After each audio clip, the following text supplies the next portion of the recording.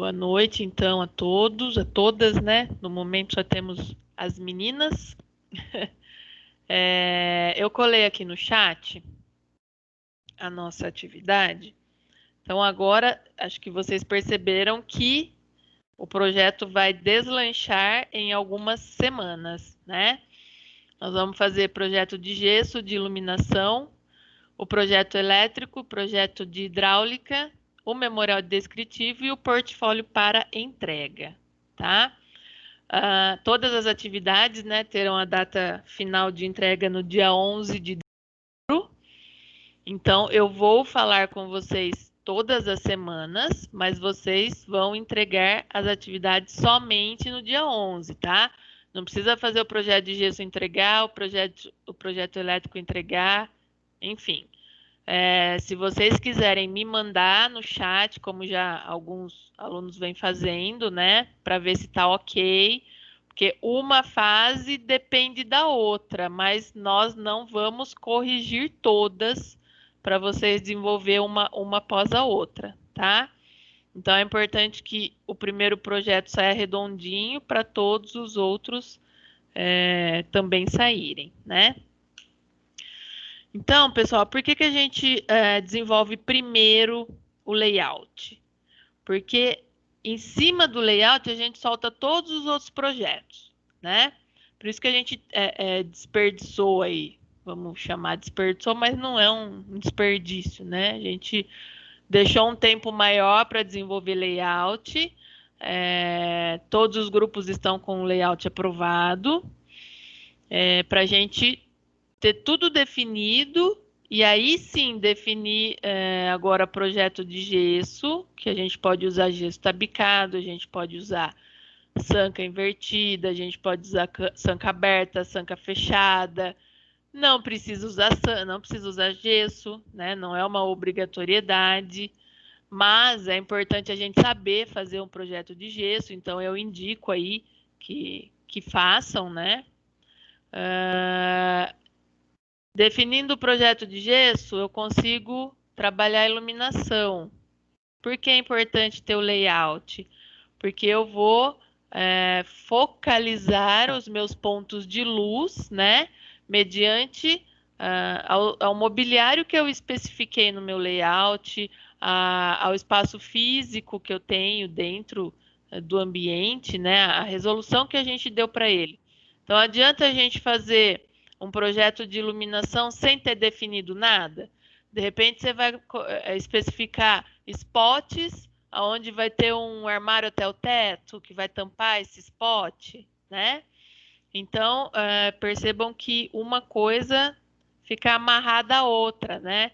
Então, desenvolvo o meu layout, eu consigo pensar no gesso, consigo pensar na iluminação, consigo pensar no meu projeto elétrico, porque tendo os pontos aí, né, os ambientes formados, a cozinha, o balcão de atendimento, saletas, enfim, aí cada um tem um projeto, né? Nós vamos saber aonde vai precisar ter tomada alta, tomada média, tomada baixa. Nós vamos conseguir saber aonde eu vou ter interruptor, né? Mediante ao que eu projetei, ao que eu especifiquei. E a mesma situação para o projeto hidráulico, né? Como a maioria aí fez um comércio que envolve alimentação, nós vamos ter que ter um ponto de água, né? Nós vamos ter que pelo menos ter uma cuba para lavar louça, enfim. E aí, por último, nós vamos fazer o memorial descritivo, que eu vou explicar, né, no momento oportuno, mas é onde a gente especifica várias etapas, vários acabamentos da obra, né? E o memorial, geralmente, quando é um comércio, principalmente numa galeria, que é a nossa situação, a gente tem que entregar um memorial descritivo, tá? E aí o portfólio são a junção de todas as pranchas aí que a gente vem desenvolvendo desde o começo do semestre. Tem alguns grupos que já estão salvando como um portfólio, né? Vai fazendo uma prancha, vai salvando no arquivo e já vai deixando prontinho. Então, nós vamos salvar o perfil, programa de necessidades, painel semântico, layout e todos os demais projetos que a gente vai fazer daqui até o final do semestre, tá? Então, eu tenho aqui 2 vídeos para passar para vocês, que na verdade são 2 videoaulas que eu gravei no início da pandemia. Eu achei que ficou bem bacana, então eu acho que é mais fácil. Eu já estou falando junto com o slide, né?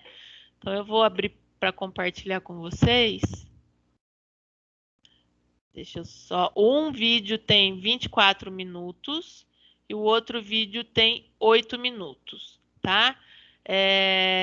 Depois, o primeiro vídeo eu segmentei em 2 etapas. Então, agora, na primeira etapa, nós vamos falar de gesso e iluminação e depois ele vira elétrica. Mas elétrica já é numa aula posterior a essa, tá? Então, pode ser que tenha alguma fala aí que esteja referente ao início da pandemia, tá? Porque eu gravei realmente esse vídeo, essa videoaula no início da pandemia.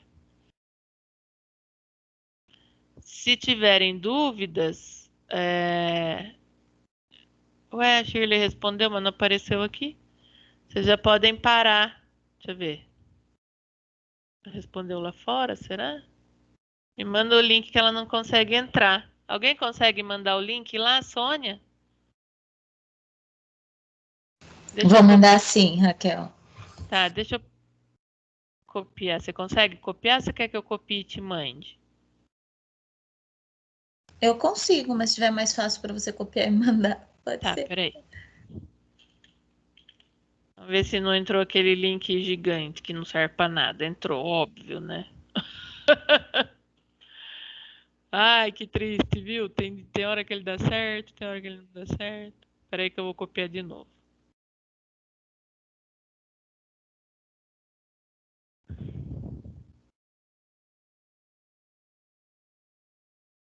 Vou colar aqui que ele dá certo. Avisa ela que nós estamos mandando. Peraí.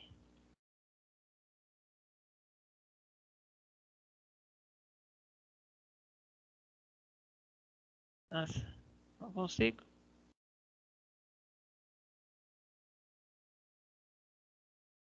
Copiar link. Vamos ver se vai agora. Aí, foi.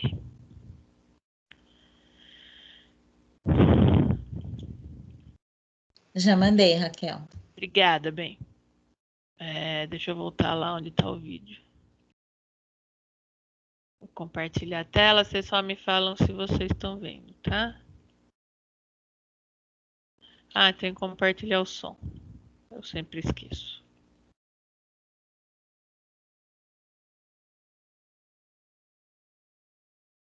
Podia ter chamado ela também, mas agora também quem não conseguiu entrar já consegue. Ah, deu certo, ela entrou, ó. Legal. Eu passei no grupo, quem quiser entra também por lá. Isso, mais fácil.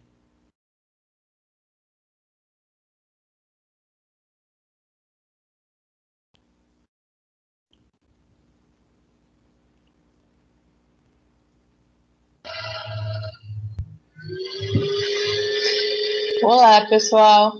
Tudo bem? Fica bom assim? Como vocês estão aí? Tela cheia? Ou é melhor assim? Não, tela cheia é melhor. Tá. Ansiosos para o retorno? Nós também, gente. Estamos trabalhando muito para gerar conteúdo para vocês. E eu vou experimentar aqui. Eu uso essa ferramenta para outros fins, esse gravador. É para gerar conteúdo também, mas eu não gero conteúdo para o Santa Paula Souza, né? Então, vamos ver se vai dar certo, tá? Espero que sim. Acho que fica mais fácil quando a gente tem a explanação, né, falada, e depois a gente vai deixar esse material para vocês na plataforma, tanto esse slide com o vídeo, quanto o slide sem o vídeo, para vocês poderem acessar, tá bom? Então, vamos lá. Um dos nossos exercícios aí é gesso e iluminação, né? Então, vocês vão continuar desenvolvendo conteúdo tanto para a aula de projeto comigo, tanto para a aula de TCC com a Monique, né? Mas o conteúdo, como a gente já havia falado, é o mesmo. Então, a gente vai fazer uma breve apresentação. Lá nas atividades vocês vão ter bastante modelos. E também, se vocês tiverem dúvidas, nós vamos ter lá a nossa sala, vamos estar disponível no horário das aulas. Então, tá bem tranquilo, tá? Eu acho que nós não vamos ter problema quanto a isso. Então, vamos lá. Vamos falar um pouquinho de gesso e iluminação. Eu não vou dar tela cheia, porque senão eu sumo. Mas a hora que eu tiver algum detalhe para mostrar para vocês, aí eu encho a tela e aí a minha câmera some, tá bom? Então, vamos para o primeiro slide. Eu vou lendo, vocês vão me acompanhando, e não dá para perguntar se tiver dúvida, mas anota, e depois vocês vão mandando ou para mim ou para a Monique, tá bom? Então, vamos lá, pessoal. Dicas para projetar e fazer detalhamento de forro de gesso. Então, a gente sabe que primeiro nós temos que fazer o quê? Desenvolver o nosso layout, né? Porque acima dele, ou melhor, em cima dele, nós vamos soltar todos os outros projetos, como o gesso, a iluminação, paginação de pisos e revestimentos, projeto de elétrica e hidráulica. Então, a etapa principal, vamos dizer assim, a primeira é o nosso layout, que a gente já desenvolveu, correto? Então, agora nós vamos fazer o gesso e depois a iluminação. Porque eu tenho que ter definido se vai ter gesso, não é obrigatório, né? Mas se tiver, nós vamos ter que definir como vai ser, que modelo, quanto eu vou rebaixar, para depois definir e fazer as localizações dos pontos de iluminação, tá bom? Então, vamos lá. Dicas para projetar e fazer detalhamento de forro de gesso. Como designers, sabemos que um bom forro junto de uma boa iluminação é essencial para deixar o ambiente mais aconchegante e bonito. Por isso, não basta apenas pensar os detalhes. Curvas e sancas, é também necessário saber como funciona o forro para que você consiga colocar no papel e tudo seja executado exatamente da maneira que você pensou. Antes de qualquer coisa, é preciso saber os significados relevantes para especificações do forro de gesso. Veja alguns exemplos a seguir. Então, pessoal, é bacana a gente saber modelo, saber os termos técnicos, para a hora de especificar, a gente não ficar sem saber o que é, ou então especificar errado, que talvez seja até um problema maior, né? Porque aí o cliente manda executar e a gente fica lá com o projeto que não foi a maneira que a gente pensou. Vamos lá, ó. Gesso convencional. É o tipo mais comum, mas também o mais trabalhoso e mais pesado. Porém, 50% mais econômico, né, em relação ao custo. Esse tipo de gesso precisa ser plumado e de alinhamento, mas se bem feito, fica perfeito. As placas são de 1 metro por 1 metro. Cada placa tem 2 encaixes de cada lado, que completam e fixam as peças umas nas outras. Logo após, tem as emendas revestidas por mais gesso, muito utilizado na década de 90. Então, na verdade, esse aí é o pai do forro de gesso, tá? Foi o primeiro exemplo que apareceu. Eu acho que, não sei se vocês prestam atenção, mas existe ainda, né? Quem construiu lá na década de 90, que só pintou, não fez manutenção, não fez troca de forro. Se vocês olharem, vocês vão ver emendas, bastante emenda lá em cima, que dá para ver nessa imagem maior aqui, vocês conseguem visualizar. Ó, aqui, tá vendo? Isso aqui mesmo é uma emenda de cada placa, né? Aqui o que ele falou, os encaixezinhos dos 2 lados.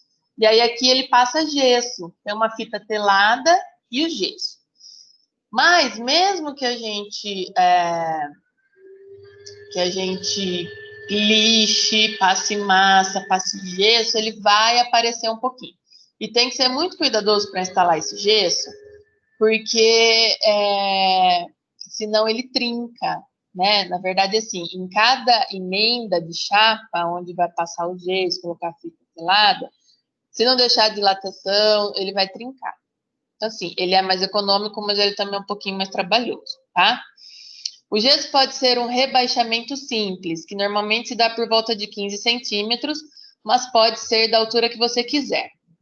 O pé direito ideal não é uma regra, porém, quando temos um forro padrão do apartamento de 2,60, o comum é rebaixar 15 para ficar com 2,45. Banheiros costumam ter pé direito um pouco mais baixo. Então, assim, hoje a gente já consegue rebaixar 12. Parece que 3 centímetros não fazem diferença, mas fazem no pé direito, tá? Então, assim, antigamente tínhamos as iluminações um pouco mais altas, né, de embutir, e hoje a gente já consegue rebaixar 12 e encontrar com facilidade iluminações que caibam nesse espaço, tá? E o pé direito do banheiro acaba sendo mais baixo, porque, principalmente apartamento, né? Porque ele esconde o encanamento do banheiro que está acima dele, no andar de cima. Então, a gente tem que também prever essas situações para não rebaixar ou já rebaixado. Se for o caso, a gente pode retirar. Isso tem que ver com a construtora, se não perde a garantia do imóvel, tá? Mas a gente pode retirar o gesso que veio e refazer. E, de repente, até subir um pouquinho mais na reforma, tá bom? Sancas. Elas podem ser fechadas, abertas ou invertidas. Se dá por diferenças de alturas feitas no gesso, como, por exemplo, as sancas invertidas. Possuem as laterais abertas e a iluminação se dá por fita ou corda de LED, iluminando a laje no sentido das paredes. Já a sanca aberta ilumina no centro do ambiente. Rebaixo com sanca fechada. A sanca fechada se dá um rebaixo feito além da laje ou do rebaixo simples, mais fechada nas laterais, como na imagem abaixo. O fechamento pode ser reto ou com molduras. Vou explicar aqui para vocês. Então, vejam, ó, a gente tem aqui a sanca fechada e aqui também. Na verdade, aqui ela está aparecendo como se fosse uma viga, né? Mas o arquiteto, o designer, ele quis iluminar essa passagem aqui, então ele também fez uma sanquinha. Manteve a laje, né, o pé direito original, e só fez uma sanca fechada ao redor da sala. Com isso, conseguiu instalar spots para dar esse efeito de iluminação aqui na cortina.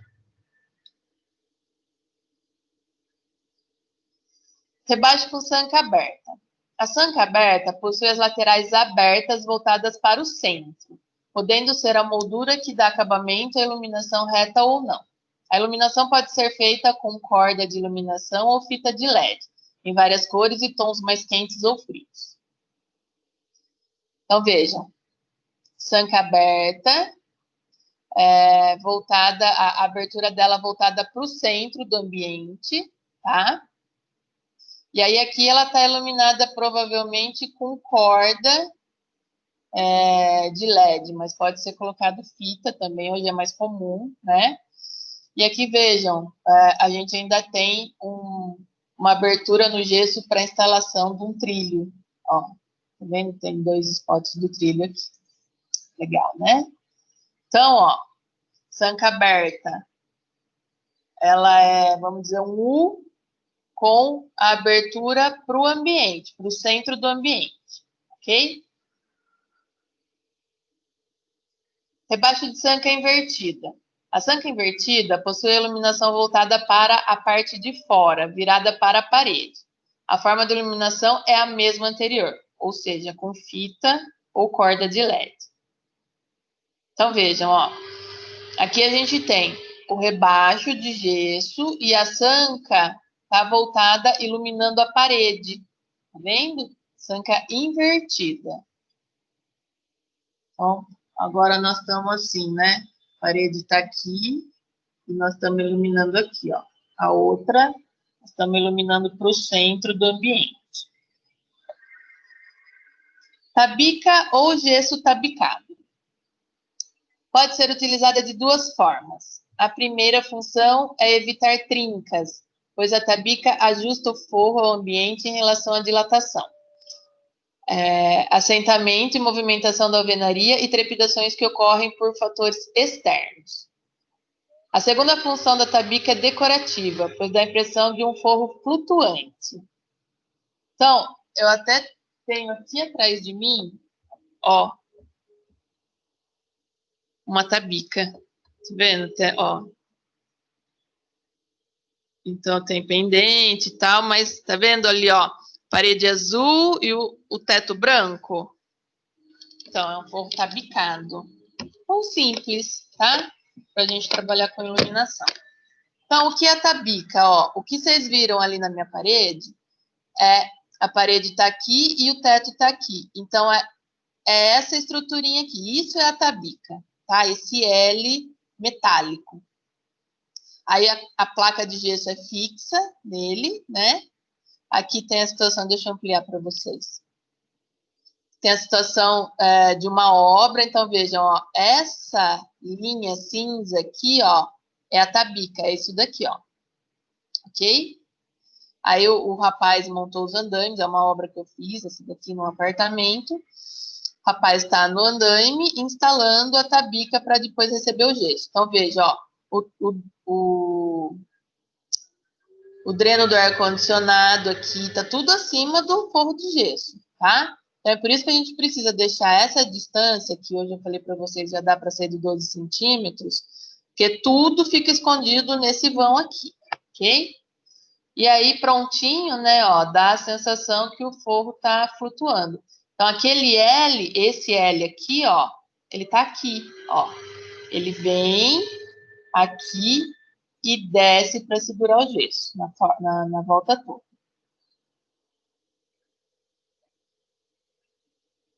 Cortineiro. O cortineiro é o espaço no forro do teto para esconder a cortina, como o próprio nome já diz, né? Esse espaço tem, em média, 15 centímetros. 15 centímetros aqui, de profundidade, tá? A largura, quem vai determinar é vocês. Ele pode ser embutido ou ter uma moldura para fazer o acabamento e continuando com a decoração escolhida nas molduras da parede. Em ambos os casos, o varão ou trilho da cortina ficam escondidos. Então, pessoal, aqui a gente tem um exemplo do cortineiro feito no gesso, tá?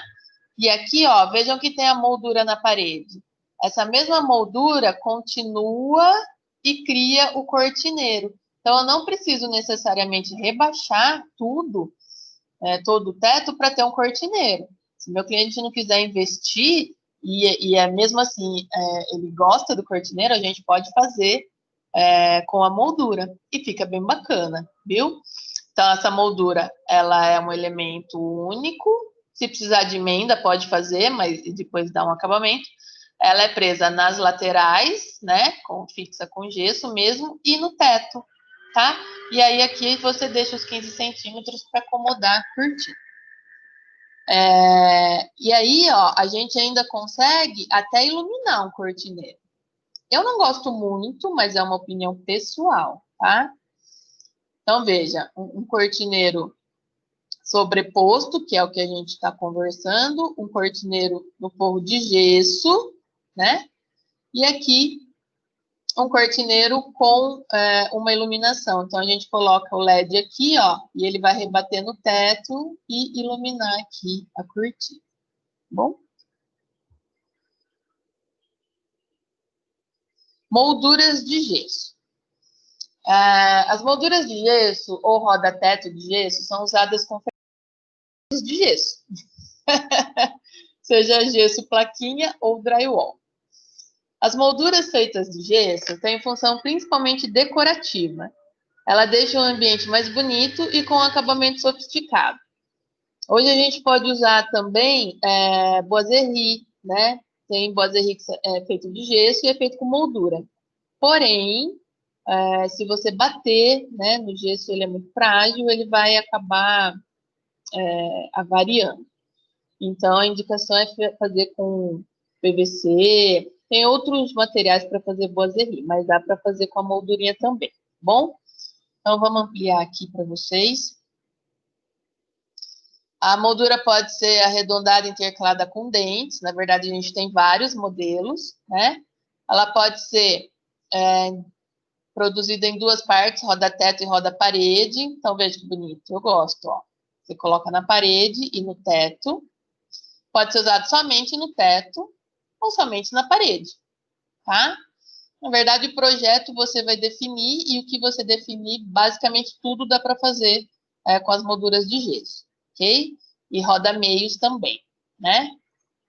E além do que, você consegue fazer um modelo específico. Você pode desenhar aí a moldura do seu cliente, só que, óbvio, vai ser um pouco mais caro, porque vai ter que fazer uma forma, né? É uma encomenda personalizada, então vai sair um pouquinho mais caro, mas também é possível você fazer o desenho para que fique exclusivo do seu cliente, tá bom? Então, aqui é uma... Ó, tá combinando com o meu quadro aqui atrás. As molduras de gesso também são usadas como acabamentos em sancas. Essas imagens bem anos 90 mesmo, até aqueles spots douradinhos, tá? Mas para vocês entenderem, né? Aqui, ó, a gente tem sanca e o acabamento na frente com as molduras, arredondada e reta, tá? Aplicabilidade. Então, selecionei aqui algumas imagens para vocês visualizarem de rebaixo com sanca aberta, fechada e moldura. Então, né, nós temos todo o rebaixo, tabica, ó, né? E aí temos as sancas. Aqui, ó, sanca, sanca. Aqui tem uma sanca grande. E as molduras, essa imagem bem exagerada, na verdade eu selecionei ela por conta disso. Nós temos roda-meio, roda-teto, roda-parede, tem moldura na laje, então dá para brincar bastante aí, ok? E aí, pessoal, a gente deixou para vocês alguns exemplos de rebaixos, né? Então, esse primeiro aqui, ó, eu vou deixar tudo maior. Qualquer coisa eu volto aqui falar com vocês, para vocês enxergarem melhor. Apenas rebaixo. Esse exemplo é de apenas rebaixo, o mais simples. A área de 16 metros quadrados, o pé direito era de 2,80 e após o rebaixo de 10, com gesso de espessura de 10 centímetros, tem uma nova altura de 2,60. Então, vejam, ó, que aqui ele está colocando o nível que o gesso vai ficar, 2,60, tá? Por quê? Para a hora que você mandar executar, você não ter surpresas. Não, mas não era para ficar com essa altura. Então, por isso que a gente diz, sempre coloquem cotas de referência, tá? Esse é um exemplo. Você pode se adaptar e fazer da maneira que acha que fica mais plausível ao seu projeto. Aqui nós temos um outro exemplo de sanca, ó. Na verdade, foi rebaixado as laterais e manteve o pé direito original no centro. Então, 2,80 no centro, 2,60 nas laterais. E aí, é importante vocês dizerem de quanto vai ser essa largura da tabica, ok? Aqui não está marcado, mas é legal dizer para também não ter surpresas, né? Eu gosto bastante da situação de mostrar, no caso, se for iluminado, ó, nós temos um detalhe aqui. Quanto mais detalhado for, menos erros vão acontecer, né? E eu ainda gosto, ó, de colocar uma imagem de referência do tipo da sanca que eu estou usando. Porque, às vezes, nós temos linguagens que são regionalistas, tá? Então, de repente, um pedreiro, ele usa um termo aqui, lá em São Paulo ele usa outro, em Manaus é usado outro. Então, assim, o desenho é uma linguagem universal. Então, todo mundo lê, todo mundo entende a mesma coisa. Agora, termos, não. Termos são regionais, né? Então, sempre que possível, coloquem referências ilustrativas, tá? E aqui, ó, que legal. Nós mantemos o pé direito original aqui, rebaixou o centro, rebaixou as laterais. Mesma coisa, um detalhezinho de onde vai ser iluminado, um modelo aqui do gesso que eu tô solicitando. E nós temos, além do que já foi postado lá nas atividades, alguns modelos de plantas para vocês. Eu não vou exemplificar e explicar todas, mas vocês precisam fazer legendas, tá? É de suma importância para a gente entender aonde vai o gesso, que tipo de gesso, quanto vai ser rebaixado, enfim. Então, plantinha para mostrar as áreas e quais são e como serão. Nós temos outros exemplos da mesma aplicabilidade, né? Então, vejam, que é um forro de madeira, espaço do cortineiro, né? Que se você não deixar, o cara do gesso não vai saber que tem um cortineiro, porém, volto a dizer, está faltando medidas nesse daqui, ok?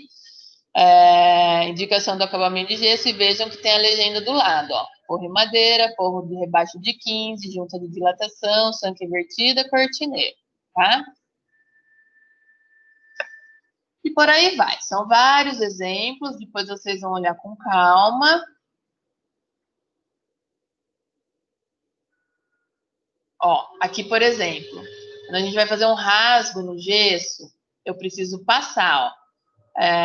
Quais são as dimensões dele, eu preciso localizar ele para o gesseiro saber aonde vai ser, então eu preciso de uma cota de referência, né?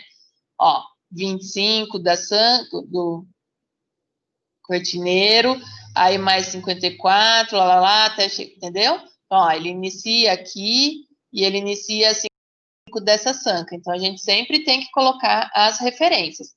Senão a gente vai chegar na obra, junto com o gesseiro, ele vai lá para o teto e fala, nossa, onde que eu vou colocar? Ah, vou colocar onde eu quiser, porque não tem cota, né? Esses detalhes, pessoal, vocês podem desenhar o de vocês, mas vocês podem pegar na internet também, tá? Você desenhar o de vocês, salva num bloquinho, você sempre vai usar basicamente os mesmos. Ah, eu não tenho paciência, não estou com tempo. Dá um print, mas primeiro lê o detalhe, vê se é isso, entende. Se tiver dúvida, procura outro, pergunta pra gente, né? Para não ter surpresas. E aí, ó, a gente tem alguns modelinhos também aqui, mostrando o detalhe e como seria pronto, né? Detalhe pronto. E aí vai. Aí aqui, ó, aqueles rasgos que vêm da parede até o teto. Eu até providenciei para vocês um catálogo onde tem esse tipo de LED, tá? Eu vou deixar lá no material de apoio. Mais um exemplo.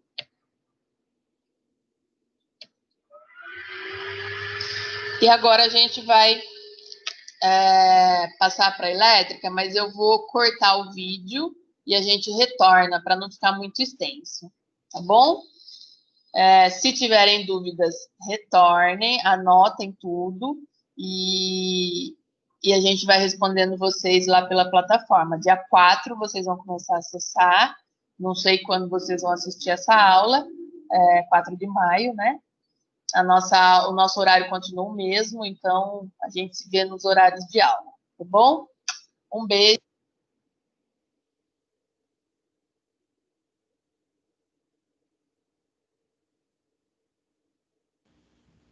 Tudo certo até aqui, pessoal?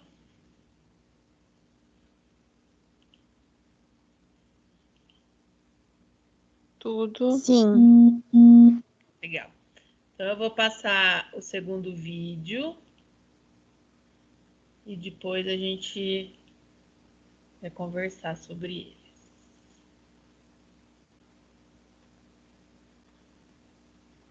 Esse aqui é mais curtinho, ele tem 8 minutos e é praticamente um exemplo prático.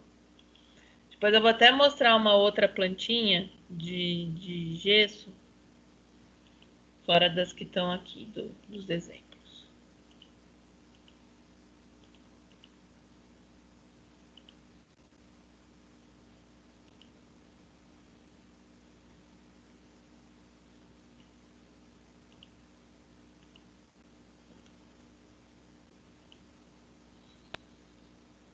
Foi?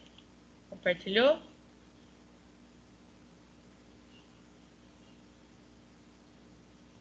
Sim? Sim, Raquel. Sim, sim. Oi, pessoal! Tudo bem? Estamos aqui novamente. Agora o nosso assunto vai ser gesso e iluminação, tá? Vamos dar continuidade, então, à mesma cliente que eu já apresentei para vocês, daquele projeto online, que ela é da Bahia. Essa explicação acho que vai ser bem rapidinha, não é difícil. A gente já fez um vídeo, né, para vocês, então acho que vai ficar mais tranquilo. Coloquei aqui novamente a planta, tá? Só para vocês relembrarem, para não terem que acessar o outro vídeo, para continuar assistindo esse. Então, a mesma plantinha, cozinha, sala de estar e jantar. E vamos, então, para o assunto pertinente desse nosso vídeo. Eu vou ampliar a tela e vou conversando com vocês para mostrarem e ficar de melhor visualização. Bom, vamos lá. Então, a mesma plantinha. E agora aqui a situação de especificação de gesso, certo? Então, eu estou propondo para eles fazerem o gesso tabicado, que já expliquei para vocês em vídeo anterior, né? Coloco, então, uma imagem ilustrativa do que eu estou propondo. Como eu disse para vocês, existem expressões regionais, então pode ser que aqui chame-se tabica, mas lá na Bahia ele tenha um outro nome, né? Então, por conta disso, o detalhe do que é a tabica, né? Lembram que tem aquela estruturinha metálica, então ela está representada aqui, a placa de gesso, do outro lado, também a estrutura metálica da tabica. Aí eu coloco as dimensões principais dos ambientes, não todas, né, localizando portas e janelas, porque o gesseiro vai ter que saber a metragem quadrada, né? Então, a gente passando 3,34 por 2,94, ele já vai ter a área desse ambiente, e aqui também 3,20 por 4,81 já vai ter a área desse ambiente. Eu passei para ele a medida da escada, porque nessa situação ele vai ter que descontar essa área que não vai o gesso, né? Se eu tampar tudo, a pessoa não sobe. Então, nossa tabica vai dar a volta aqui, né? E nesse projeto em específico ainda tinha um detalhe de gesso 3D nessa parede, mas eu não vou apresentar para vocês, tá bom? Vamos focar no nosso gesso aqui. Então, vejam que eu fiz uma chura, né, no local que vai gesso e coloquei na legenda. Forro de gesso tabicado, rebaixo de 15 centímetros do pé direito original, pé direito do local, tá bom? Então, escrevi também em cada ambiente, eu acho que, se não ficar confuso, quanto mais informação, melhor, tá bom? Então, pé direito original, 2,83, e o pé direito rebaixado, 2,68. É a mesma situação nos dois ambientes. E aqui eu ainda coloquei a metragem quadrada aproximada de cada ambiente, para facilitar a vida aí da pessoa que vai calcular, certo? E aí, em cima do layout que eu já tinha definido com a cliente, desenvolvemos o projeto de elétrica, né? De iluminação. Então, aqui, vejam, eu tenho a minha legenda com os itens sugeridos, lembrando que eu não vou estar presente, que eu não estive presente, né? Que esse projeto, vocês podem ver, de 2018, eu não estive presente, então eu sugeri, ela poderia alterar, né, no momento da compra. Então, essa legenda para spots direcionáveis de embutir, são esses pontinhos, né? E temos aqui também um pendente com um diâmetro de 15, são esses dois. O trilho eletrificado com 5 spots no centro da cozinha. Um embutido de 35 por 35 na sala. e o pendente com diâmetro de 80 para ficar em cima da mesa de jantar, tá bom? Então, se eu entregasse essa prancha somente com a legenda para o eletricista, ele não saberia onde localizar os pontos na hora de fazer a furação no forro de gesso, concordam?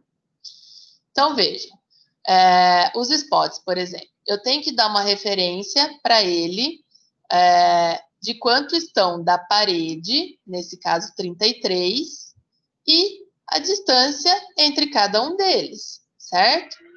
Então, tendo o meu layout definido, que no caso aqui é a minha pedra, ó, eu consigo passar para ele a localização exata desses pontos. Da mesma maneira, esses outros spots, né, que estão a 53 da parede, e vejam só que a professora também esquece, ó, tá faltando a referência de quanto ele está da parede aqui, tá? Com certeza eu devo ter passado isso para ela depois, mas vejam que aqui eu também preciso dessa referência, tá bom?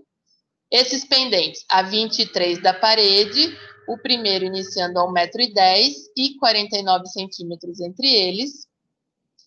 Esses outros spots, como nós temos aqui uma torre de eletros e a geladeira, eles estão a 85 da parede, iniciando a 36,5 e tendo o eixo deles 76,5 entre eixos.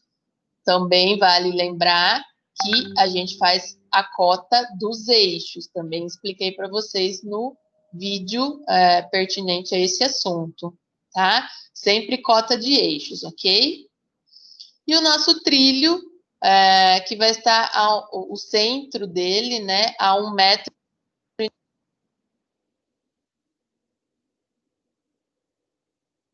Peraí, pessoal, que caiu, acho. Oi, pessoal, tudo bem? Um pendente. Será que acabou? Da parede, iniciando a 36,5 das cotas, para que fossem instalados deixados a furação para instalar a iluminação sugerida. Percebam que esse embutido, eu não deixei o eixo, porque o Promob não consegue pegar o eixo da caixa. Eu faço todos os meus projetos em Promob, então eu passei o início e a largura, tá? Então, dessa maneira, ele consegue centralizar, da mesma maneira aqui, ó, o início e a largura. Joia? Então, é por conta disso, mas vocês vão cotar de eixo, certo? Aqui, como é um círculo, ele pega o eixo, então eu peguei o eixo de 97 desta parede, 1,70 m dessa, esses spots a 40 da parede, iniciando a 45 da direita para a esquerda e tendo 90 entre eixos. Muito simples, muito fácil, não tem segredo, né? Então, eu acho que com o vídeo anterior, mais essas informações, explicando aí passo a passo, eu acho que vocês matam a charada e de uma maneira simples, rápida e bem subjetiva, tá bom? Boa sorte, qualquer coisa é só nos chamar, estaremos online nos nossos horários de aula, tá bom? A gente se vê. Beijo grande.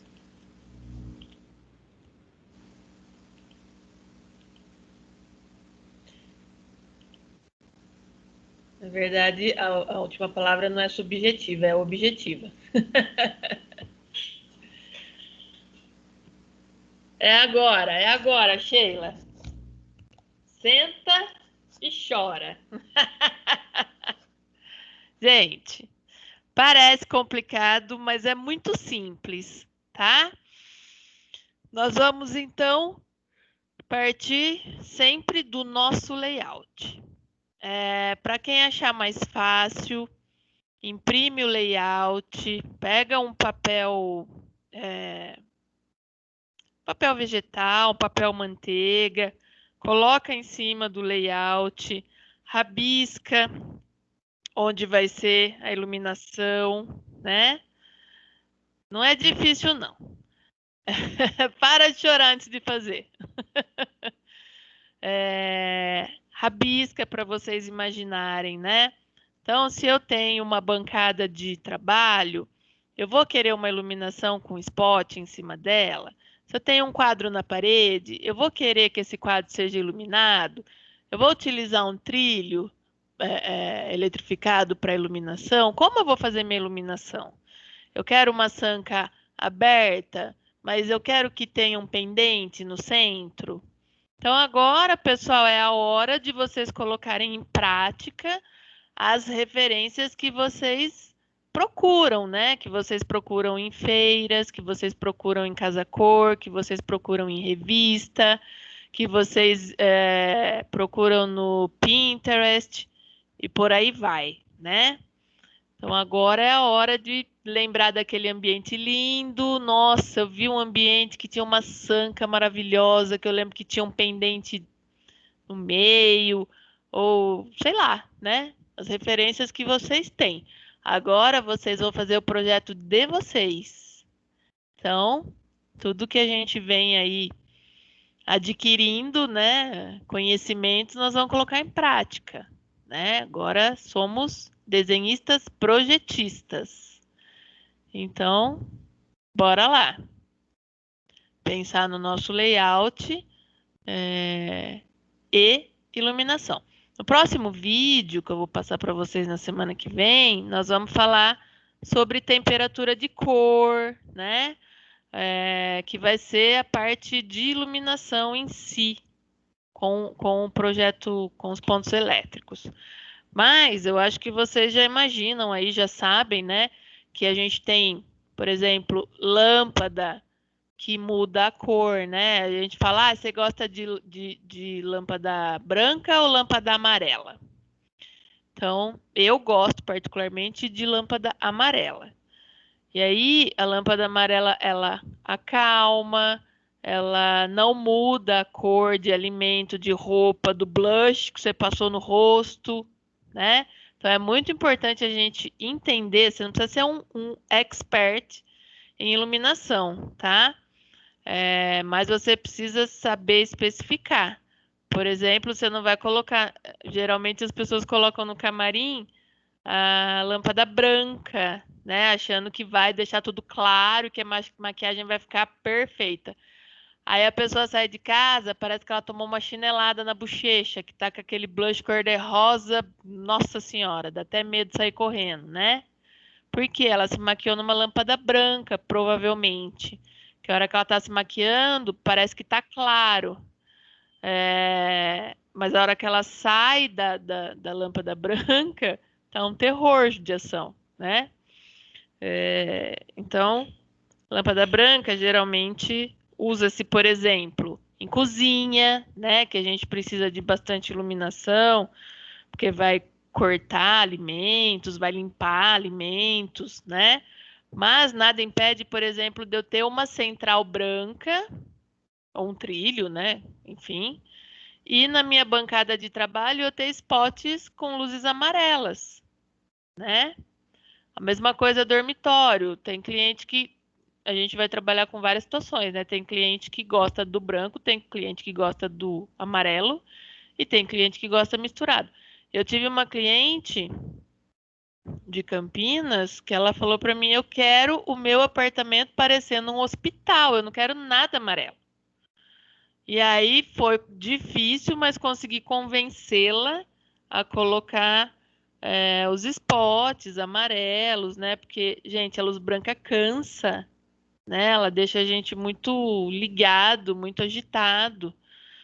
Então, óbvio que quando o cliente quer e não muda de ideia, a gente faz, mas a gente orienta, né? Então, primeira situação, vamos pensar no gesso, né? Vocês aí, donos dos projetos que vocês desenvolveram, agora em grupo, vão discutir a questão do gesso, tá? Sempre em cima do layout. Por isso que eu falo que é bacana imprimir e rabiscar em cima, né? Não é obrigatório usar o gesso, não é obrigatório fazer tabica, não é obrigatório fazer sanca, porém, agora é o momento de vocês aprenderem, né? Então, eu acho interessante que pelo menos utilizem aí um tipo de gesso para a gente poder orientar vocês, né, nos projetos. Tudo bem, vocês ainda vão ter projeto 2, mas acho que quando a gente pode adquirir o conhecimento, é interessante fazermos uso, né, dele. E depois a gente vai trabalhar a iluminação, tá? Então, primeira etapa gesso, depois vocês pensam na iluminação. Por quê? Se vocês definirem usar sanca, a iluminação vai ser de uma outra maneira, né? Vocês vão iluminar com fita de LED, a sanca, ou com a corda de LED. E aí, né, o centro dela vai poder ter uma iluminação, um plafond, ou um embutido, ou um ventilador de teto. Então, define gesso, depois define iluminação, tá? Pensem, vocês vão estar olhando quem fez a mão, né? Vocês vão estar olhando em planta baixa, mas lembrem-se que vocês têm paredes. Se vocês vão ter quadros, se vocês vão ter algum detalhe que precisa ser iluminado que está na parede, tem grupos que fizeram aí o logo, né, que vai ser iluminado, que de repente vai ser uma letra caixa com iluminação. Então, pensem em tudo isso para desenvolver o projeto de vocês, tá? Eu vou compartilhar aqui, deixa eu abrir, um projeto. Esse exemplo que eu passei da Bahia, pessoal, na verdade, é uma cliente que me encontrou no Instagram, onde eu fiz aquela postagem paga, sabe? Tem um nome, mas eu não lembro. E o alcance chegou lá na Bahia e ela me contratou, a gente fez o projeto 100% online, eu não conheço ela fez a medição, me mandou tudo, mandou foto e a gente foi conversando e o projeto dela ficou uma fofura. Então, vejam que o desenho realmente tem que ser uma língua universal, né? Como eu disse ali no vídeo, tem situações que os termos são regionais, né? Então, por isso é importante a gente também saber a linguagem técnica, né? Para quando a gente tiver uma situação dessa, não ter problema. Então, eu vou passar um outro exemplo aqui. Eu vou deixar alguns exemplos para vocês, tá? Eu vou deixar o link desse vídeo para vocês assistirem. Vai dar tudo certo, não é difícil. Eu vou abrir todos aqui. Que aí vocês já vão conseguir ver um projeto com as imagens de render junto. Pronto. Esse aqui é um cliente meu de Hortolândia. O gesso vai começar segunda-feira. Deixa eu só achar onde ele... Ué, cadê? Gente, uns momentos que somem as coisas aqui. É pra estar aqui. Tá. Onde ele abriu? Calma que agora até eu tô perdida. Tem tanta coisa aberta. Gesso aqui. Vamos ver se vai agora.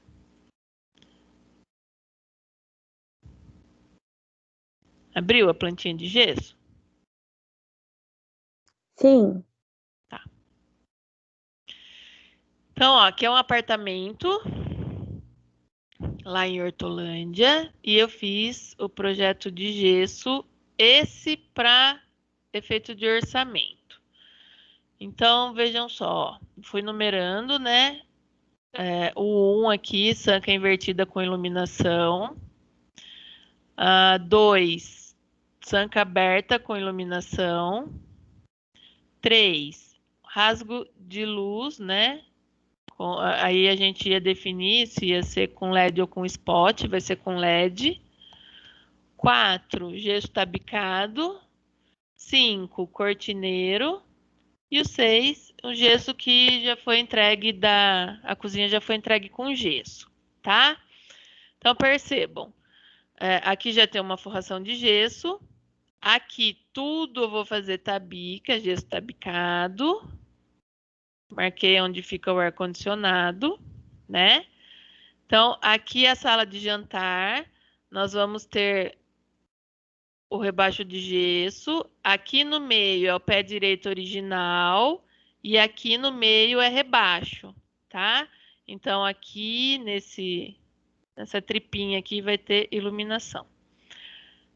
Aqui a sala, onde está tudo branco, é rebaixado com tabica. E aqui é aquela sanca aberta que eu fiz com a mãozinha. Lembra? Para fora. Então, a iluminação vai estar aqui, né? Vai estar na borda, iluminando o centro do ambiente, tá?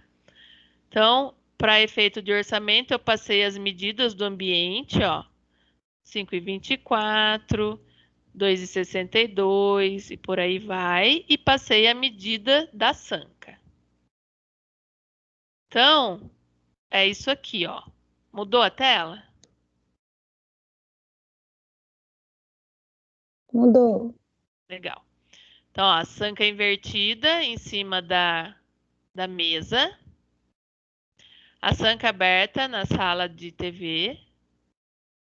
Então, tá dando para ver, ó, o rebaixo de gesso e a sanca, né, iluminada. E aqui aquele rasgo de luz que vai de fora a fora da sala de TV para a sala de jantar. Olha, finaliza aqui, ó, tá? E aí, aqui é a plantinha para execução, que tem um pouco mais de cotas, né? Por quê? Porque eu tenho que localizar onde estão esses pontos. Deixa eu ampliar aqui também. Se eu só passar um rasgo de luz e não passar a referência de onde ele começa, o gesseiro vai fazer onde ele quiser, né? Então, percebam, ó. Esse rasgo de luz, ele tem 4,21 m e o primeiro ponto dele está a 41, vamos arredondar, 41 da parede e está a 26,5 do cortineiro, né? Então, eu dando as referências, ele sabe aonde iniciar todos os pontos aí das sancas. E aí, nós temos aqui um outro ambiente, que é o quarto solteiro, vamos chamar assim, que vai ser um home office, né? Então, aqui vai ser só gesso tabicado. Esses pontinhos são spots, mas eu não vou... Acho que não está aqui a legenda dele. Então, é um casal novinho, então a gente usou ou usou bastante nas cores. Esse teto vai ser escuro mesmo. Então, na verdade, é só tabica, né? E os spots. E aí nós temos um pendente central aqui. Aqui é o dormitório deles. Então, a porta de entrada está aqui. O roupeiro está aqui, ó. Então, nós rebaixamos tudo de gesso, tabicado. E fizemos uma sanca aberta com iluminação onde vai estar a cama. A cama está aqui, ó. Tá? Que eu acho que tem, ó lá. Então, e eles querem um ventilador central, né? Então, ficou a sanca aberta, iluminada, com um ventilador central.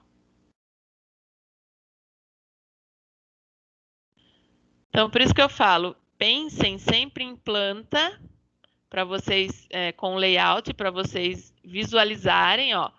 Por exemplo, eu tenho que saber, né, a profundidade do meu roupeiro, para eu poder marcar o meu, se for ter spot, para eu poder marcar, né? O spot não pode dar em cima do meu roupeiro, né? Então, eu tenho que ter o layout definido com as profundidades dos móveis definidas, né? Para a gente conseguir soltar esses outros projetos. Não é difícil, né, pessoal? Não é.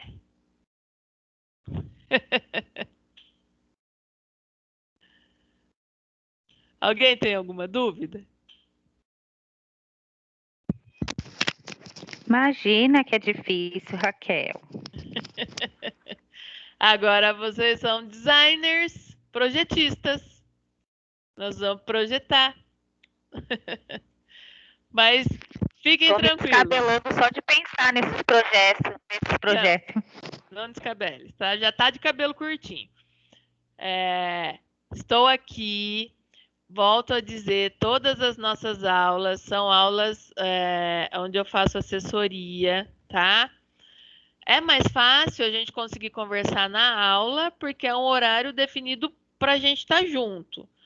Vocês podem mandar no chat, eu respondo sempre que eu consigo, né, o mais rapidamente possível, mas nem sempre eu tô, na verdade, online eu posso até estar, mas às vezes eu não estou na frente do computador, às vezes eu saí, fui para obra, fui visitar cliente, enfim. Então, assim, para ser mais rápido, aqui na aula, que é o horário que a gente tem.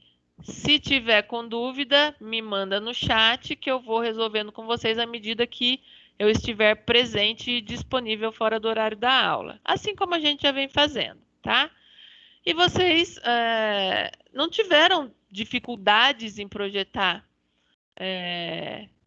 pela plataforma com essas orientações. Então, eu acho que o mais difícil a gente conseguiu fazer com esse distanciamento, que foi deixar o nosso layout redondinho, né? Agora, os próximos passos, pessoal, só depende do que a gente já desenvolveu. Então, é muito mais tranquilo. A hora que vocês começarem a fazer, vocês vão perceber que não é um bicho de 7 cabeças, tá? Não quer usar sanca, pessoal? Não precisa. Trabalha com gessinho tabicado, tranquilo. O importante é vocês saberem que existe, né? Os tipos de sanca, o tipo de rebaixo, os detalhes, as molduras. Eu falei, vocês não precisam ser um expert em iluminação.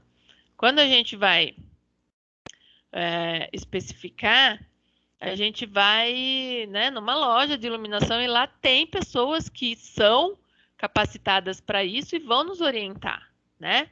Eu, por exemplo, eu faço sugestões nos meus projetos e aí eu vou lá na Meta, eu vou na Bandini e eu faço a escolha junto com o cliente. Aqui eu queria amarelo, e sempre tem um vendedor técnico que me acompanha, que ele fala, olha, por exemplo, eu acho que um embutido de 30 aqui fica legal. Se a gente colocar um de 45, é muito grande. É óbvio que eu tenho essa noção, mas tem coisa que não, né? Tem coisa que eu também preciso de ajuda. Então, a gente não precisa ser expert, a gente só precisa saber da existência e do uso, né? Óbvio que quem quiser se aprofundar na luminotécnica, é uma área super interessante, super bacana para trabalhar e rendem valores altos em projeto, tá? A Marta sempre faz com a gente uma visita na Meta. Ela conhece lá o dono da Meta, ela agenda. Eu não sei se eles já estão recebendo. Eles têm um auditório grande lá. Então, geralmente, a gente leva o segundo e o terceiro. Eu acredito que para o começo do ano, né? Se Deus quiser, tudo vai estar já está voltando ao normal.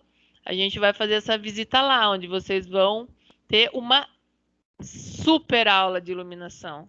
É assim, uma visita que dura umas 2 horas. A gente faz no horário da aula. Então, ninguém precisa faltar do trabalho. Eles atendem a gente à noite. E, assim, uma aula incrível que eles dão de iluminação. E aí tem o showroom deles, né, que a gente pode visitar e perguntar. E, enfim, tem um laboratório de iluminação lá também super bacana. Então, vocês vão conseguir com certeza, porque a gente ainda tem mais um semestre. Quem está se formando agora, provavelmente não vai, né? Porque já vai ter saído no ano que vem. Mas aí vocês vão saber como é gostoso e bonito trabalhar com iluminação. Eu adoro. Então, pessoal, se vocês não têm dúvidas, por hoje é isso. Eu não vou passar muito mais coisas para vocês, para não ficar muita informação, né, num dia só. Então, agora,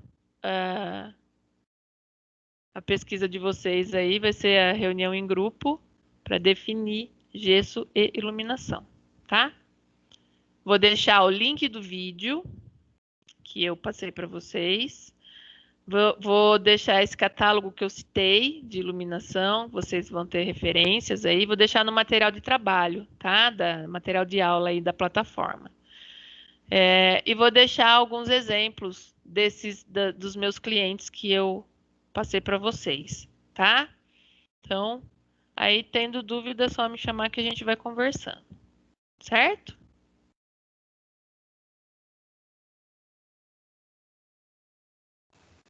Certo. Obrigada, pessoal. Boa noite, bom descanso, bom trabalho. E precisando, estou aqui. Beijo, fazia tempo que eu não falava com vocês, estava com saudades.